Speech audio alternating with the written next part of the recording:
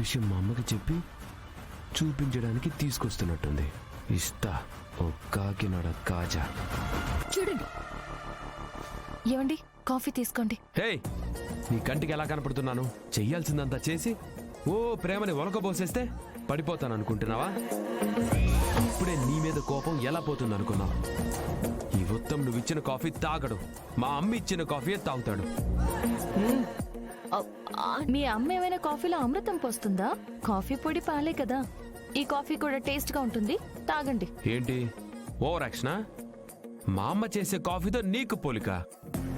మా అమ్మ చేత్తో పెట్టిన కాఫీ ఒక్కసారి తాగావో మళ్ళీ లైఫ్ లో మర్చిపోలేవు. అర్థమైందా? మీ అమ్మ ముందు ఇచ్చిన బిల్డప్ చాలు, ఎంతకన్నా ఎక్కువ చేయకండి, దొరికిపోతారు. ఎంత చేయాలో నాకు తెలుసు. చూడు, ఇంకెప్పుడు కాఫీ పెట్టడంలో మా అమ్మతో కంపేర్ చేసుకోకు. అస్సలు బాగో చెప్తున్నాను. చా, నిజమా? ఎస్. అమ్మా, ఇప్పటికైనా అర్థమైందా నా కొడుక్కి నా మీదున్న ప్రేమేంటో నమ్మకమేంటో? నువ్వేం ఫీల్ అవుకు నాన్న, నీ కోసం వేడి వేడి కాఫీ నేను పెట్టుకొస్తాను. థ్యాంక్ యూ అమ్మా, లవ్ యూ. పత్రిష. అత్తయ్య గారు, మీకెందుకండి శ్రమ? ఈ కాఫీ కూడా బానే పెట్టాను, తాగమని చెప్పండి. సారీ, నా కొడుకు నా చేతి కాఫీ తాగుతానని చెప్పిన తర్వాత కూడా కాఫీ పెట్టకపోతే నువ్వు నన్ను అలుసుగా చూసే అవకాశం ఉంది. ఆ ఛాన్స్ నేనెప్పుడూ నీకివ్వను. అలా కాదత్తయ్య. పదవే త్రిష.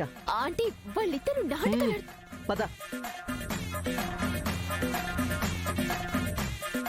ఆంటీ ఆంటీ అది కాదు ఆంటీ.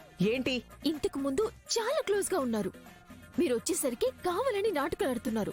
చూడు, నీ మాటలు నమ్మి వచ్చినందుకు నన్ను నేను చెప్పుతో కొట్టుకోవాలి.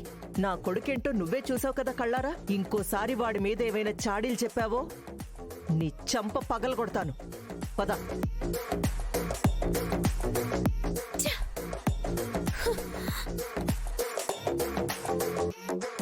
చూసావా మా అమ్మ ముందు ఎలా పర్ఫార్మెన్స్ చేశాను? చేశారు, కాకపోతే కొంచెం ఎక్కువ చేశారు. డోస్ తగ్గించుకుంటే మంచిది. హే మైథిలి, నిజంగానే ఎక్కువ చేశానా?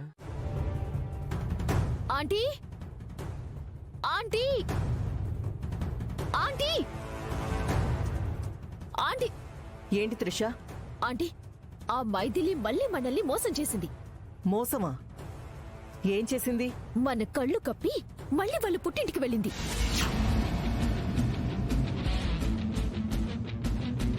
ఏమైందంటీ? మైథిలి పుట్టింటికి వెళ్ళిందని చెప్పినా ఒక్క మాట కూడా మాట్లాడకుండా అలా సీరియస్ గా చూస్తున్నారేంటి? నువ్వు చెప్పేది నిజమా?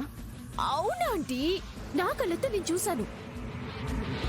వాళ్ళమ్మకి హెల్త్ బాగోలేదని ఆవిడ గారికి సర్వీస్ చేయటానికి మన కళ్ళు కప్పి మరీ వెళ్ళింది. అది రాగానే చెంప పగలగొట్టండి, అప్పుడు నిజాలన్నీ తెలుస్తాయి.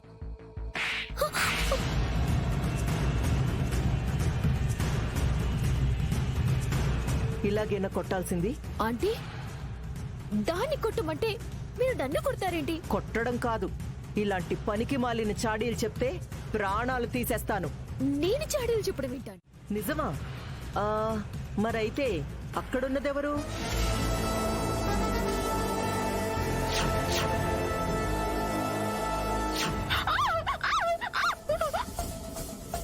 ఎంత మొత్తుకున్నా వినకుండా అలా బాగుతారేంటి? వెళ్ళిపో.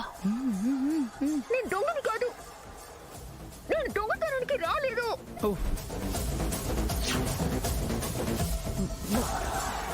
మైథిలి?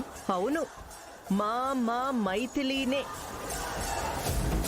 ఇప్పుడు చెప్పు, మైథిలి అత్తింట్లో ఉందా, పుట్టింట్లో ఉందా?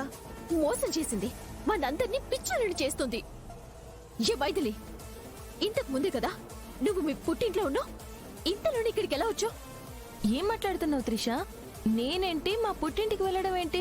నీకు పిచ్చిగాని పట్టిందా? అవును, చూడపోతే త్రిషకి పిచ్చి పట్టినట్టే ఉంది. అందుకే మీ పుట్టింటికి నువ్వెళ్ళకపోయినా రోజుకి 10 సార్లు ఇది వెళ్ళొస్తుంది. ఆంటీ! అవును, అత్తయ్య అన్నదంట్లో తప్పే ఉంది. నేను మా పుట్టింటికి వెళ్తున్నానో లేదో తెలియదు కానీ నేను వెళ్ళానేమోనని అపోహలో నువ్వు మాత్రం రోజుకి 10 సార్లు వెళ్తున్నావు. ఇక నుంచైనా నా గురించి ఆలోచించడం మానేసి నీ పన్ను చూసుకుంటే మంచిది. ఏంటే డ్రామాలు ఏ ఆడుతున్నావా? త్రిష, చేసిన రాద్దంతం చాలు. నీ మాటలు నమ్మి మైథిలిని అడుగుంటే నా పరువు పోయుండేది.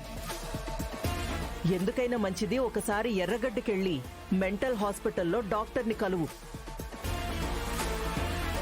లేదంటే నీ పిచ్చి మాకు పట్టేలా ఉంది. అది కాదా ఆంటీ. చాలు మైథిలి, అత్తయ్య. చేయి కడుక్కొనొస్తాను. టిఫిన్ పెట్టు. అలాగే అత్తయ్య. ఆంటీ ఒకసారి నేను చెప్పేది వినండి ఆంటీ. ఆంటీ ఒకసారి నేను చెప్పేది వినండి. ఏయ్,